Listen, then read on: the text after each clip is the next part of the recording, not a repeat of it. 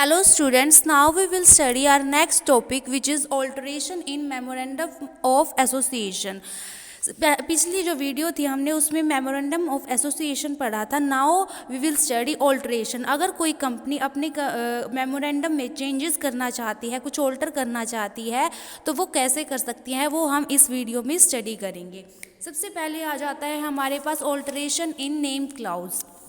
अगर कोई कंपनी अपने नेम को चेंज करना चाहती है या उसमें कुछ ऑल्ट्रेशन करना चाहती है या कुछ रेक्टिफिकेशन करना चाहती है तो वो कैसे कर सकती है. सबसे पहले उसको स्पेशल रेजोल्यूशन पास करवाना पड़ेगा अपने मेंबर्स से और उसको सेंट्रल गवर्नमेंट की परमिशन लेनी पड़ेगी. बस special resolution and permission from central government. If a company alter the name of the company it may by special resolution and with the approval of the central government signed in writing change its name. सबसे पहले उसको एक special resolution pass करवाना पड़ेगा अपनी annual journal meeting में. उसके बाद उसको सेंट्रल गवर्नमेंट से रिटर्न में परमिशन लेनी पड़ेगी. उसके बाद ही ये कंपनी अपनी कंपनी का नेम चेंज कर सकती है. उसके बाद आता है by rectification of omission in name by passing an ordinary resolution and getting a written prior permission from the registrar.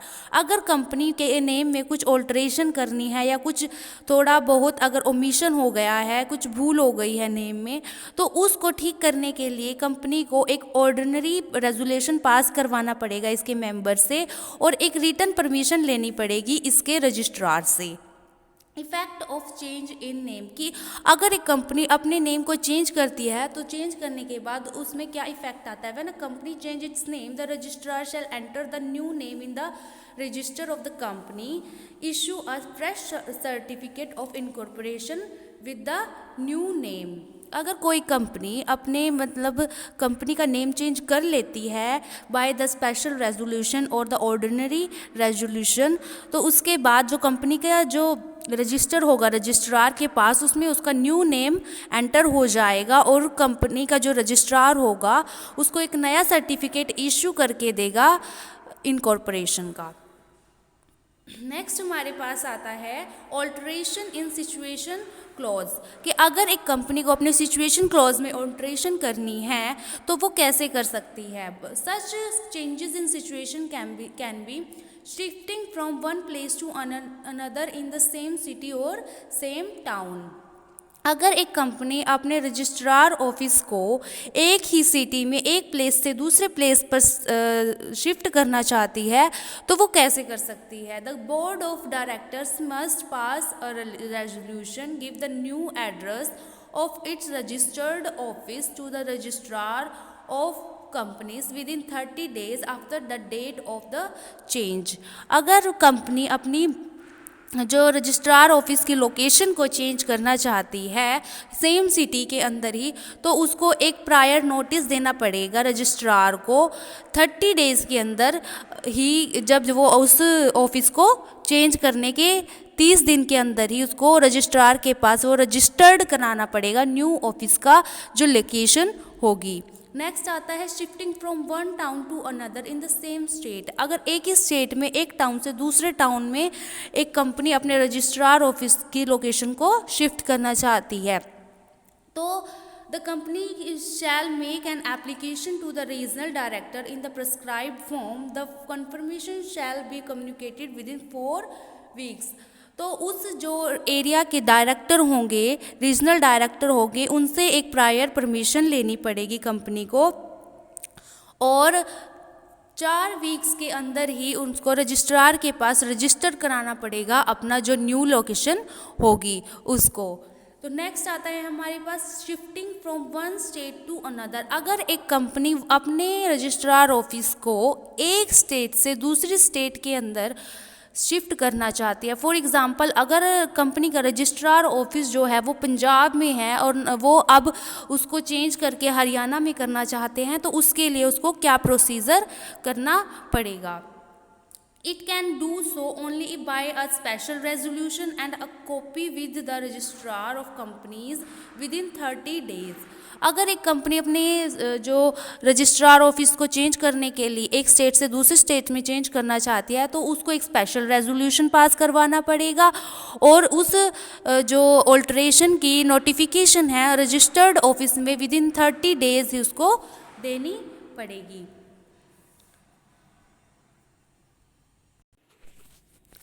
The central government must be satisfied the adequate notice has been given to the holders of debentures, all the creditor and the other person whose interest may be affected by the alteration.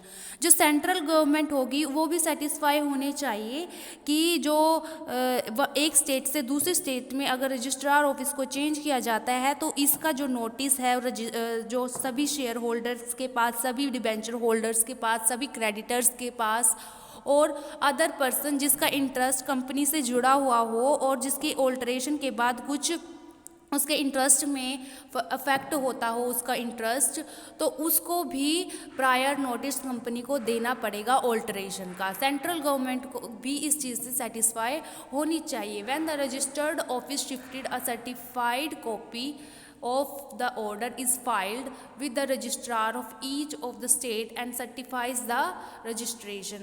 और जब registration हो जाएगा किसी company का दूसरी state के registered में office हो जाएगा, वो कंपनी का जो रजिस्ट्रार ऑफिस होगा वो दूसरी स्टेट में चेंज हो जाएगा, ऑल्टर हो जाएगा, तो उसके बाद कंपनी को उस दोनों स्टेट्स में एक जो कंफर्मेशन कॉपी होगी सर्टिफिकेशन की वो फाइल करवानी पड़ेगी दोनों ही स्टेट्स के रजिस्ट्रार ऑफिस के अंदर. नेक्स्ट आता है हमारे पास ऑल्टरेशन इन ऑब्जेक्ट क्लाउज. जो ऑब्जेक्ट क्लाउज होगा उसमें ऑल्टरेशन का क्या प्रोसीजर है. It is extremely difficult to alter the object clause because law has laid down strict limitation on such alterations. जो लॉ है गवर्नमेंट के, उन्होंने इस ऑल्ट्रेशन के ऊपर बहुत सारी स्ट्रिक्ट लिमिटेशंस लगाई हुई हैं. तो इस क्लॉज को चेंज करने के लिए कुछ स्ट्रिक्ट पॉलिसीज़ को फॉलो करना पड़ता है. Under section 13 the object clause can be altered. Section 13 के अंदर ऑब्जेक्ट क्लाउज को ऑल्टर किया जा सकता है अगर कंपनी अपना लोकेशन एरिया बढ़ाना चाहती है, कंपनी को मोर प्रॉफिटेबल हो गई है, कंपनी उस प्रॉफिटेबल होने के कारण वो अपने बिजनेस को एक्सपेंड करना चाहती है. उन केसेस में भी एक कंपनी अपने ऑब्जेक्ट क्लाउज को चेंज कर सकती है. इसके लिए एक प्रोसीजर दिया गया है ऑब्जेक्ट क्लाउज को ऑल्टर करने के लिए. Procedure of alteration special resolution. सबसे पहले कंपनी को एक जनरल मीटिंग में एक स्पेशल रेजोल्यूशन पास करवाना पड़ेगा from its all members. Next आता है rectification by the central government कि सेंट्रल गवर्नमेंट भी रेक्टिफिकेशन करेगी. सेंट्रल गवर्नमेंट सेटिस्फाई होनी चाहिए कि अगर all the debenture holder, creditor holders and other person whose interest will be affected has been notified कि जो भी ये पर्सनस है जिनके इंटरेस्ट अफेक्ट हो सकते हैं कंपनी के ऑब्जेक्ट क्लाउज के ऑल्टरेशन से, कंपनी उनको भी एक प्रायर नोटिस ऑल्टरेशन का दे. Every creditor has given his consent. हर क्रेडिटर द्वारा एक कंसेंट दिया जाना चाहिए कि वो इस ऑब्जेक्ट क्लाउज में चेंजेस और ऑल्टरेशन के लिए एग्री हैं. The registrar of companies has been notified. Company का जो रजिस्ट्रार होगा उसको भी इस चीज़ के बारे में नोटिफाइड करवाना चाहिए, उसको भी इस चीज़ की जानकारी होनी चाहिए. The alteration is legal and appropriate. अगर सेंट्रल गवर्नमेंट सेटिस्फाई हो जाती है कि ऑल्ट्रेशन लीगल और अप्रोप्रिएट है तब भी कंपनी किसी अपने इस ऑब्जेक्ट क्लाउज में ऑल्टरेशन कर सकती है. Registration of alteration within 1 month of the date of filing such document. जो रजिस्ट्रेशन होगा ऑल्टरेशन का वो 1 month के अंदर ही रजिस्ट्रार ऑफिस में उसके डॉक्यूमेंट्स को फाइल कर देना पड़ेगा. The document required to be filed with the registrar are not filed. अगर कंपनी के रजिस्ट्रार के पास ऑल्टरेशन की इंफॉर्मेशन या रजिस्ट्रेशन फाइल नहीं हुआ है तो विद इन 3 मंथ्स, 3 महीने तक भी अगर ऑल्ट्रेशन होने के 3 महीने तक भी रजिस्ट्रार के पास इसकी नोटिफिकेशन नहीं है तो सेंट्रल गवर्नमेंट द्वारा जो भी प्रोसीडिंग की गई होगी उसको वॉइड कर दिया जाएगा और इनऑपरेटिव कर दिया जाएगा, उसको बंद कर दिया जाएगा ऑल्टरेशन के प्रोसीजर को। वो ऑल्टरेशन उस कंपनी के ऑब्जेक्ट क्लाउज में नहीं होगा अगर वो रजिस्ट्रार के पास रजिस्टर्ड नहीं कराया गया है विद इन 3 मंथ्स।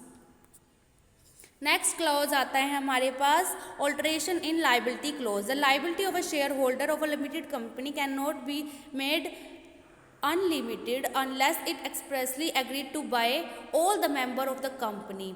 अगर सभी मेंबर कंपनी के एग्री नहीं है लाइबिलिटी क्लॉज में चेंजेस करने के तो ये लाइबिलिटी क्लॉज में चेंजेस नहीं हो सकते। No alteration in the memorandum और article of a company can be made.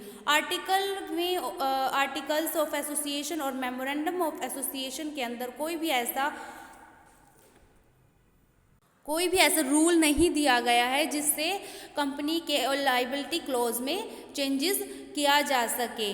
Such alteration would be void in law की नज़रों में ऐसे जो ऑल्टरेशन होंगे लाइबिलिटी क्लॉज में वो क्या होंगे, वो वॉइड माने जाएंगे। But in special circumstances a limited company by special resolution alter the memorandum so as to render the liability of its director of any director और मैनेजिंग डायरेक्टर और मैनेजर अनलिमिटेड।